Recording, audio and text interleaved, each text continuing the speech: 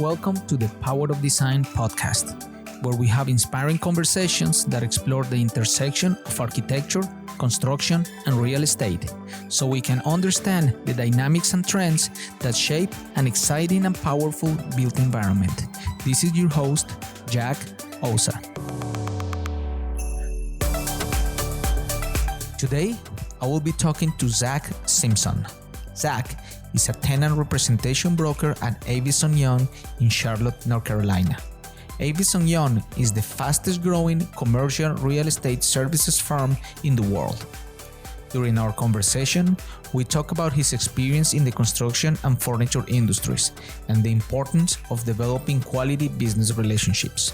This is my conversation with Zach Simpson. Zach, welcome to the Power of Design podcast. How are you today? I'm doing very well. Thank you so much for having me. Looking forward to it. No, man, I'm excited about having you here. It's been a long time since I have you on my list and it's finally the time. Hey, I can't wait, man. I'm ready to get started. I'm excited about it. Cool. Yeah. So I know you have an incredible ability to engage people and develop strong business relationships. How important is to connect with your clients as a personal level first, to then help them with their business goals? I think it's of utmost importance to connect with your clients on a personal level first. Relationships in our business are everything. And the way I kind of structure my business is I'd rather it be more relationship based instead of transactional based. And that's why it's so important to have those long-standing relationships and customers. Do you think that's hard to connect with some people? Because, everybody have different personalities. You don't know who they are. I know who you are and you're very open and you connect really nice with everybody. But have you found people that is not easy to connect with at that level? There's always going to be someone who won't open up to you. Yeah. And you have to do a little more digging. But for the most part, I pride myself on trying to do that digging and kind of dive deep into those relationships and get people to open up. Now, sometimes it takes a lot more time than I'd like, but I do think that you can get people to open up eventually, because the more you care about them, the more you show you care, the more they're going to open up and start trusting you. Sure. And everybody likes connection. We crave connection with other humans. Right. There might be just some reasons that, some people might be more apprehensive than others too. Right.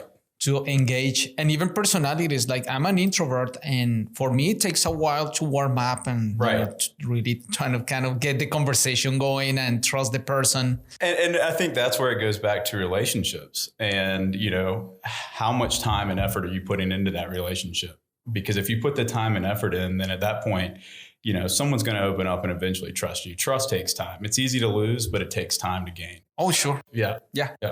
Tell me about you. Where did you grow up? So grew up in Charlotte. It's amazing to see what the city's done since I grew here. I remember when South End was the wrong side of the tracks, and now it's amazing. There's over 3 million square feet of spec office coming up. So it's been very good to see Charlotte grow and our city expand into a national city. Nice. Where did you go to school? I went to the Appalachian State University. Nice. And when you graduated, what was your first job? So first job was with a large contractor who I think you would probably know is Balfour Beatty. Mm-hmm. And I was a project engineer there, learned a lot there.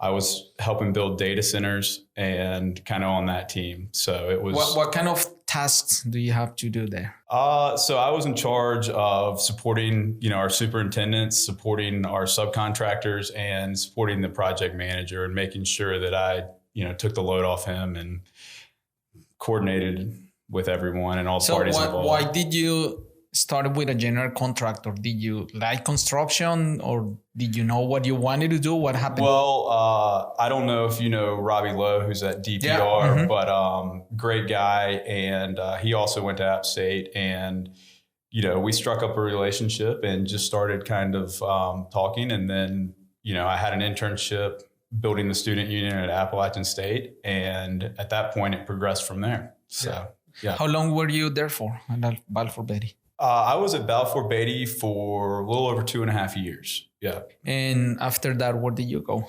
So after I went to Balfour Beatty, I went to Cassidy Turley, which is now Cushman Wakefield, and was on the owner rep side of things and still in the data center space. We were doing data centers for a large financial client in the Raleigh-Durham area. Yeah. So that was a big change in roles for you. It was. It instead of being kind of on the general contractor role, and I was now very young and in charge of a whole project and managing not just the subcontractors and the actual project, but the architects, the engineers, the GCs. And I'm very grateful on that project because I had great support from what is now Behringer Construction. And those guys really guided me and helped me through the process, which was very grateful for that because I was very young in that role. And I needed professionals around me to kind of help me out. Sure. So what made you make that switch? To brokerage? Yes. So I've always been passionate about the built space. I've always been passionate about adding value. The way my mind works, I love going out and meeting people. I love seeing their companies grow. I love, finding them a home that allows them to attract, retain talent, grow their business. That's exciting for me. Yeah. The day-to-day construction aspect, to me, seemed a little monotonous at times, and I just felt like I would be better suited elsewhere and in the brokerage role and in a sales type role. Tell me about your role today.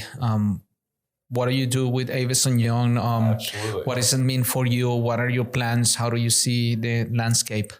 So, as you know, right now in Charlotte, the commercial landscape is on fire. Everyone is busy. There's a lot going on, and it's a great time to be in commercial real estate. My partner, Nick Claudio, and I run the office team at Avison Young. So long-term goals for us are to grow that team out and further expand our brand and presence throughout the city. Yeah. What do you think it's very unique about Avison Young as a brand? So Avison Young is a brand. We have the horsepower to compete with your CBs, JLLs, Cushmans, but we're privately held.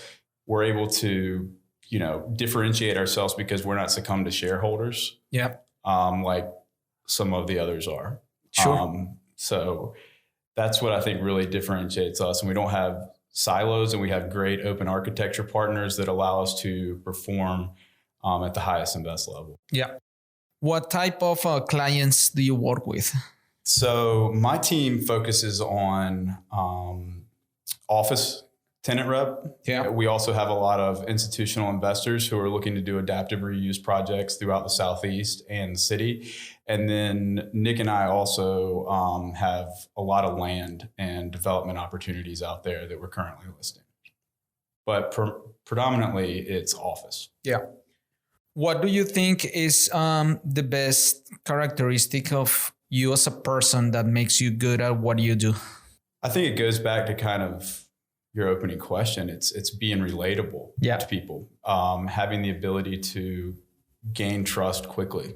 I think that has allowed me to succeed and grow, and also through connections and previous experiences, being able to rely on partners in the industry when I don't know the answer to something. And I think that's been very key for me. Oh yeah, no, and I can tell, and I told you several times that you should be a politician or something like that, because so many people, everybody say has to you. I'm like, oh my God, like you're the most popular man I know in the Charlotte. No, that is far from the truth, but I'm very grateful, and I'm very grateful for those who are around me, and and those who have helped me get to where I am today. So what do you think makes you be like that? Wow. I think it really boils down to my core. I just love people.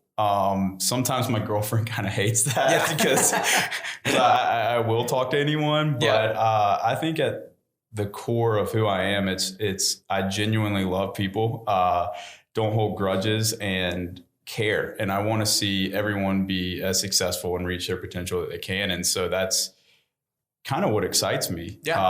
Is just my genuine love for people, seeing them succeed, seeing them do well. So nice. Yeah. Walk me through like the typical process you go through when you're starting to engage a client all the way through you finishing your assignment?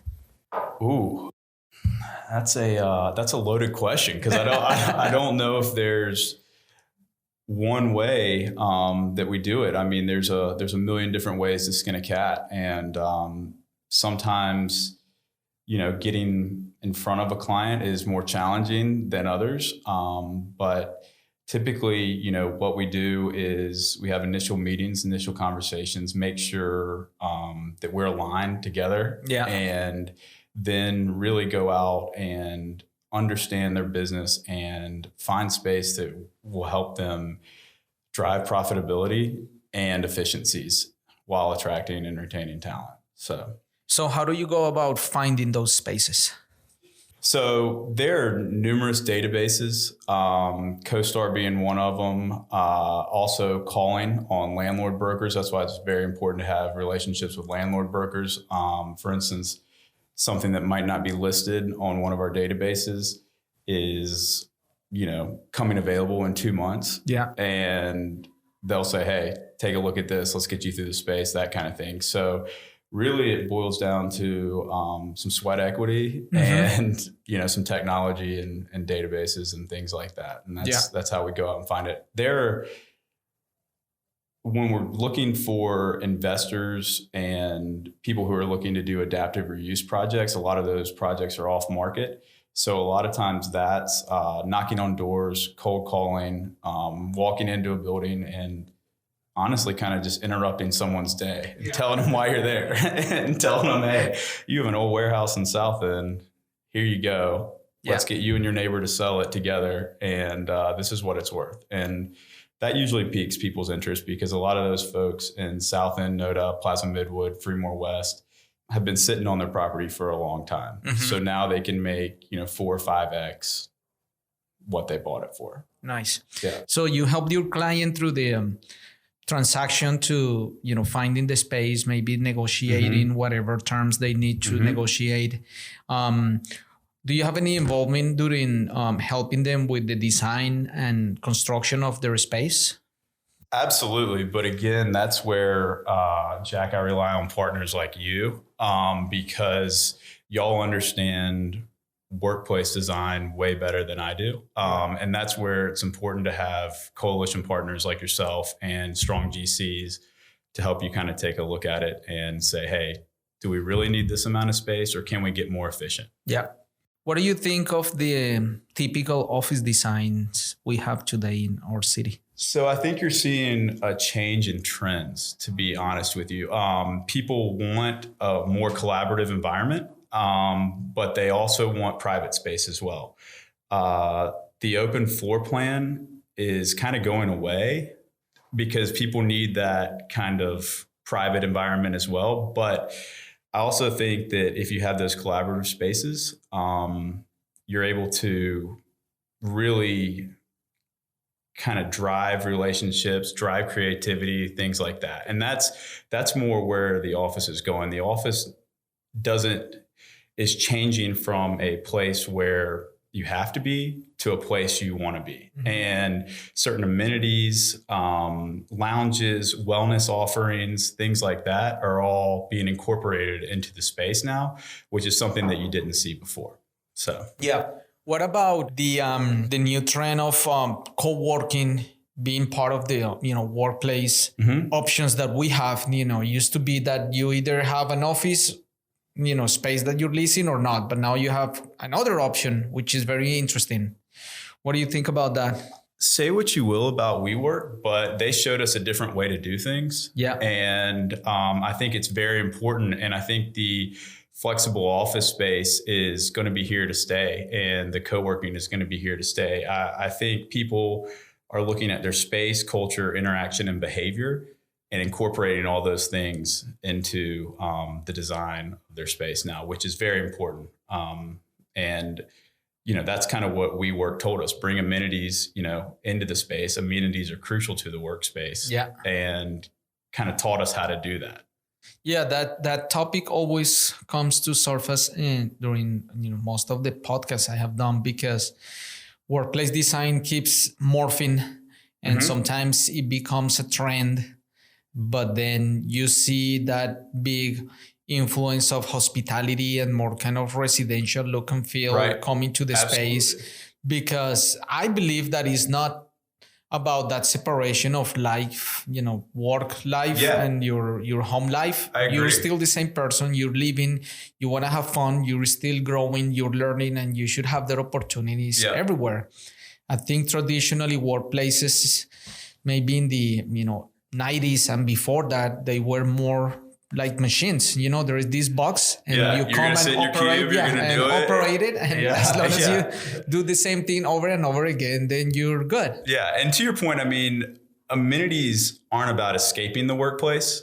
They're about optimizing it. And so now that's why it's so important for you to have certain amenities and things like that for the war for talent and to attract the right kind of tenant and right kind of tenant to your building and right kind of person to your office. Yeah, it's interesting because the newer generation that is coming out of school, joining the workforce, for them, these new spaces, these amenities, that's normal. That's what it should be. It's what they grew up with. Yeah, man. That's what they know. What they know. That's what they want. Grew up with an iPhone in their hand. But most of the spaces are not like that. That's what's interesting. We have this very outdated space and these buildings that are very old with a very different mindset. Now you get this new wave, new generation expecting something different, and we're like, oh wow, we need to create that. I think that's where I love those projects when they use adaptive reuse or even existing buildings, do creative office and things like that, and do some like really cool stuff where you understand, you can see that mix. I like seeing like in design terms are these layers.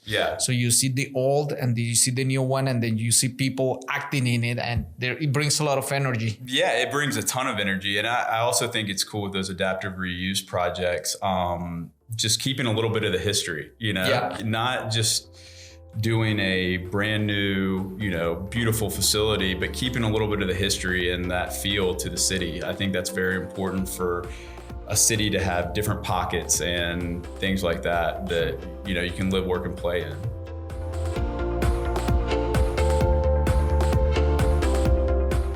We'll be right back with more from the Power of Design podcast. The Power of Design podcast is brought to you by OSA Studio, a multidisciplinary design firm focused on creating impactful experiences through the power of design. We partner with our clients to create buildings, interior spaces, brands, and strategies that help you deliver a successful project. As a minority-owned firm, we are committed to building a diverse platform of curious and driven design professionals so we can together pursue our full potential. For more information, please visit us at www.osastudio.com. I'm going to change topics a little bit on you. Let's talk about business in general. And I understand that, when you're a broker, it's not like you have this salary that you get a paycheck every 2 weeks. That'd be nice sometimes. Even doing nothing. Sometimes. Yeah. You're pretty much just like a self-sustained business owner, because you get paid if you produce results. You are. And that's where relationships are so important. And it's taken me a little longer than most because I'm relationship focused, not transactional focused. Sure. And I think that's just absolutely very important as you grow your business and scale it. It's not easy. There have been some very humbling days in our business, but it is also kind of fun being your own CEO and growing and seeing things expand. Sure. And you still need to go through, understanding the whole business cycle, marketing, branding, adding value to the marketplace, gaining trust. Absolutely. All of the above. And there is so much work you need to do just to get some real projects. Right. And it is, it's a challenge and it is tough, but I tell you what, if, you treat people right with respect and you value those relationships and you don't think of it just as a transaction, just so you can keep the lights on and get paid, the rest starts to snowball on itself. And it really starts to pick up. And that's when everything kind of starts coming to fruition. Sure. Yeah. So besides, personal relationships, being very active in the community, the marketplace, what else do you do to help with your brand, establishing authority, giving value to people? So something that I want to start doing is just creating content like you're creating, which I think is very valuable to people. You got to figure out a way to engage people. And with everything we have at our fingertips right now, be it the social media platforms, things like that, you really have to be able to engage people, provide something of value, and be a thought leader and produce something that they want to hear. Yeah. What are some ways that you can, as a broker, you can provide value to the community and your, potential clients? Man, so I feel like half my job is providing value. I mean, people love to pump brokers and all of us for free information all the time on what the market's doing, where they see it going, what trends they see it happening. So, that's a way we can provide value. There's also, ways that we can help increase your profitability by looking at your real estate strategy over your portfolio. How are you utilizing your space? What are you doing? Do you really need 10,000 square feet, or could we get efficient at 8,500, which affects the bottom line? So yeah, that's huge, because sometimes, and that happens to me all the time. Somebody comes to you asking for something, but they don't know what they want. Yeah, they don't know what they want. They know they have a problem, right? And they're asking for the solution, but that might not be the solution to their problem, right? And that's why it's important to understand. Yeah, it's their business objectives, their goals, and things to question, like that. You said, if they said, "I want 10,000 square feet," do you really? Why? And right? Why do you need that? You have, call it, 30 people. Do you really need that? And there are just ways to, help them understand what they need, because they might not know. And that might not be their normal job, right? Yeah. And they might just think they need this because that's the way it's always been. But that's when you have to kind of reel them in and take a step back and say, okay, let's accomplish your goals. Let's figure it out. Let's get aligned, and let's put a strategy together to move forward and figure out what you really need. Sure. Yeah. With the current marketplace activity that everybody's doing a lot of things, there's a lot going on. What do you think is going to happen in the next 3 to 5 years in the office leasing marketplace? Are we talking national, or are we talking Charlotte? Let's focus on Charlotte for a second. I am very bullish on Charlotte. I see Charlotte continuing to grow, continuing to expand. I think rates are going to continue to rise. Will there be a reset? Yes. Do we know when it's going to be? No. I mean, there's so many. Tomorrow, maybe. There's so many outside factors that we don't know. So I think overall, we are in the late innings of the ball game for, this current cycle. And that being said, we're going to see a small reset, but Charlotte has positioned themselves very well to shield themselves, unlike other cities who are going to be hit first. We're still cheaper per square foot than Atlanta. We have over 100 people moving here. I mean, we have an international airport that can get you anywhere, one-stop flight. The cost of living in Charlotte isn't as expensive as some of your major market cities. And those are all things that play well to Charlotte in recruiting large companies and headquarter relocations. So I think overall Charlotte will be okay. But, if I had the crystal ball and knew when the reset was coming, I would, I'd love to know, but I do think we're in the late innings of a ball game right now. Yeah, and I don't really like to worry too much about that, because when a recession comes, everybody's going down. Right. There's not much you can do. You're going to be affected. I'm going to be affected. Everybody. Hey, I mean, and that goes back to, hey, you need to have those clients. You need to have those relationships. And I mean, we work hard now, but we got to work even harder in a recession. Yeah, I think the only two things people can do is, one, save.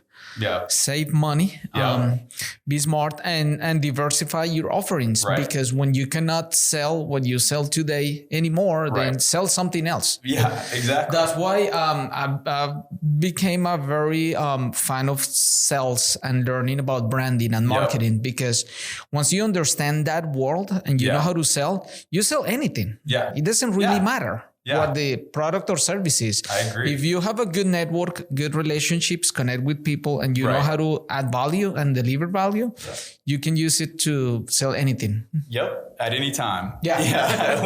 which is nice. And that's why it's so important. And all those things you mentioned are so valuable. Yeah. So what are the biggest challenge your clients are facing today?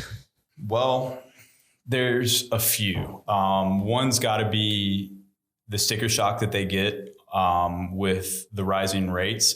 Rates in Class A office have increased 36% over the past 5 years from the time that some of my tenants have signed their last lease. You're about to have 4 to 5 generations in the workplace. How do you get all of them to collaborate together, work together? How do you mix that with efficiency? And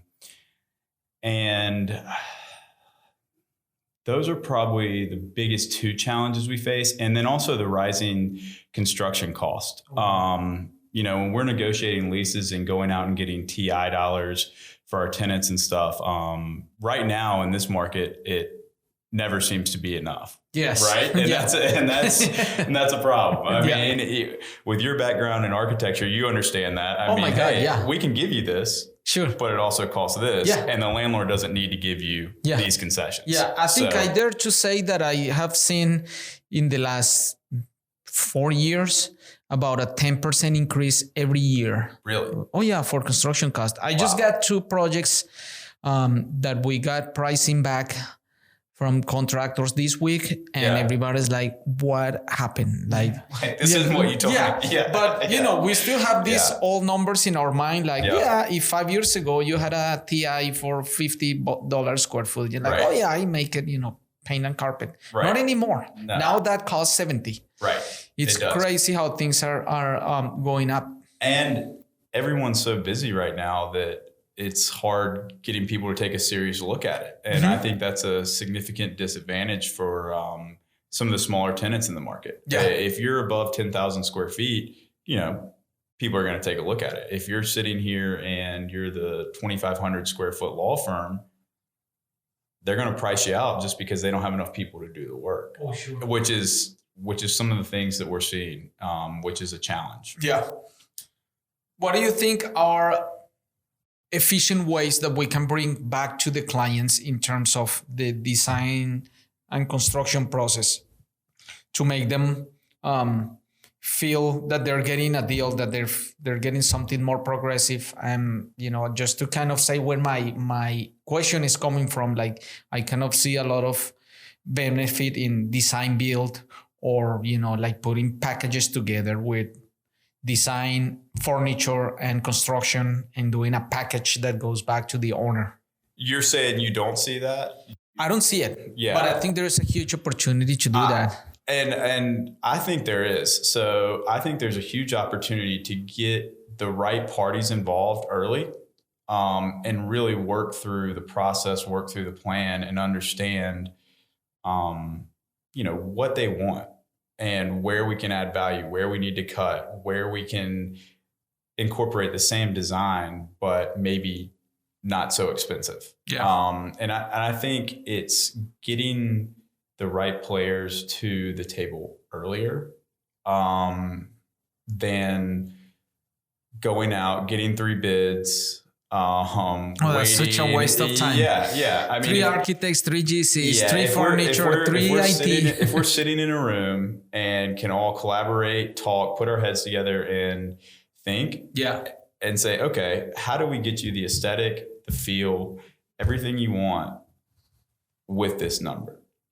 Here's where we're going to have to cut. Here's where this, instead of just going, okay, these numbers are high. Now let's go back. I mean, where's the value in that sometimes? Yeah, where's the collaboration? I think getting people to the table earlier and getting the right parties involved really could create value and drive value. Yeah, I think there is a lot of opportunity there. Tell me about what do you do to keep yourself learning, evolving, becoming a better person every day? Man, there's so much in this world that I don't know. So that right there alone kind of inspires me to grow and figure it out. So what I do, I mean, I try to read multiple white papers, try to listen to multiple podcasts in the car instead of, Cardi B or Top 40 radio, whatever it may be, Also try to find topics that interest me and read about them and dive into them. And, for instance, be it architecture or something like that, just start learning as much as I can about that, because I think that in the end adds value. The more well-rounded you are adds value, and the smarter you are adds value. Sure. And there are also many tools, that technology are giving us to just keep learning. As you said, podcasting is huge for me. Right. And listen to podcasts like crazy. And it's amazing how it's just free information, with Google, YouTube, and podcast, you can learn anything you want in the world at any time and become an expert. It's amazing. Yep. There is no excuse. Yep. There isn't an excuse. And it's absolutely amazing the, technology that's now available to us. And for instance, look what we're doing right now. We're doing a podcast, we're streaming it live. To produce content like this back in the day cost a lot. Oh yeah. Now we're doing it with an iPhone, a few microphones, things like that. So I think technology is going to be a huge part of, where we go, how we incorporate technology into the workplace, and just, how we interact with our clients. We have all this information at our fingers. Seems to me that the construction industry in general, it's a little bit behind in technology. Construction and real estate, we're very far behind in technology. I mean, there's so many different sources out there and databases and things that, we're just not tapping into. And there's so many opportunities in real estate and construction to, advance how we see data, how we interact with clients, and just what we have available, which is very cool, which is why I'm very interested in, the rise of prop tech and things like that. And I think that'll be a big driver in, especially our industries. Yeah, just the basic setup of workplace, which is just, is a room and you have tables and chairs and a computer, and it's still very basic. Yeah. I think the main difference that we have from the very beginning, what that was created, it was typewriters, and now we have computers. But now in our industries, we're still sending stuff PDFs. We're slow to adapt, Dropbox links, the cloud. We in our industry, unfortunately, it's kind of like, well, it's been working. I've always done it this way, which is the absolute worst thing you can ever say for innovation. I see the same thing also in branding. Mm-hmm. I think design. In the design world, architects, maybe furniture vendors, they're a little bit more sleek and they pay attention to their brand. Yep. Construction is very rough just because of the very nature of construction, building things with your hand, unless you're a big brand like Barford Betty, then you spend millions of dollars. And even commercial real estate, they don't pay a lot of attention to their brand. I think that's starting to shift. You're starting to see firms like ours who are paying attention to the brand and really getting it out there, putting it out there, producing content, sharing content, and really understanding what a logo means and what a brand means. And I think that's very important, and you'll start seeing that and a more focus on branding as we move forward. Yeah, I think it's just getting people to understand that when you focus on that, that becomes in more business, right? In more profit. Like it works. It all goes hand in hand. Oh yeah, it all goes hand in hand. Yeah, I mean, you're the thought leader in your fields, in 2 or 3 fields. You know, we all want to be the thought leader in our own industry, and you know, you do that by establishing your brand. Sure. And that's a process, and it takes years to do, but with all that we have at our fingertips, it's possible. Yeah, it's possible, man. You can rock and roll and do it. That's right. Tell me, how does the power of design impact who you are and what you do? I think the power of design has a great effect on your overall well-being, your overall quality of life, and your overall effectiveness in the workplace. And if you have a space that you enjoy, like coming to natural light, promotes well-being, promotes certain things, you're going to be that much more productive. And that much more productive means that much more profit for you and your company. Sure. And you're happier. Yeah. And you're not better. You're not walking and going, oh my gosh, you know, why do I have to go to that place every day? You know? And the power of design can drastically change the feel and overall presence and energy of a space. And that's very important. Sure. Yeah. And that's something that used to be an afterthought and now has become a fourth. Yeah. Now people ask for it. Right. They recognize want it. Yeah. Yeah. The power of design drastically affects so many areas in your life that you don't even realize. Oh yeah. Yeah. And that's, you know, no one wants to sit in a, you know, high cube all day, no natural light, you know, head down work. They're probably going to sleep back there or something. Oh, you know? sure. I mean, but if you walk into a modern, sleek space, it gives you that wow factor. Yeah. And I've seen it used in recruiting. Certain firms who want to be higher in the stack because they want you to walk in, they want you to have that view of Bank of America Stadium or the downtown or Romare Bearden Park. And, you know, that really wows someone who you're trying to hire. That really wows your employees. And it also helps in the battle for recruiting, because if I'm looking right into a parking deck and that's what I see, and your space feels dull and lame when I walk in, and then I go up to the 33rd, 34th floor and walk in and it's just beautiful, glass, modern, what company immediately has the edge? Oh, sure. You know? Yeah. So I think the power of design affects your personal well-being. And I also think it is a serious thing for tenants and everyone to consider when they're recruiting. Yeah. And how they recruit. Yeah, I agree 100%. Yep. I mean, the structure, location of a building, I mean, they play a huge part in the type of talent you're able to recruit. Yeah. Well, Zach, thank you so much for your time today, man. I really appreciate it. I like you as a friend. I enjoy every time we get together. I respect who you are and what you do, and I keep looking to stay in touch and do great things together. Love you as well, man, and look forward to doing this again. And thank you for having me, man. No problem. Absolutely great time. Appreciate it. No problem. Thanks.